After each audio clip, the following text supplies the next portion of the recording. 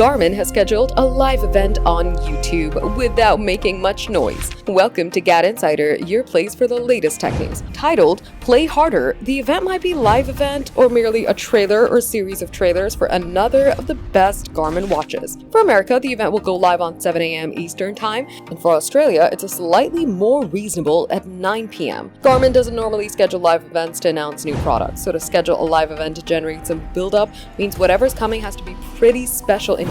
It may well be a slate of new products Garmin is announcing, but the star of the show is sure to be the Fenix 9. The Garmin Fenix 9 has been rumored to launch in the second half of 2026 for months, and recent retailer leaks suggest a launch is now imminent. Fans might get 3 new kinds of Fenix, a standard ammo LED Fenix 9 and 2 different kinds of Pro Watch, one with in-reach satellite messaging connectivity and one without, plus solar charging options. The Garmin Fenix 8 Pro launched around a year after the original, but Garmin seems to be dropping the whole range at once this time around. There isn't much word around the Garmin Enduro 4, the latest version of Garmin's massive watch line that promises near infinite battery on sunny days.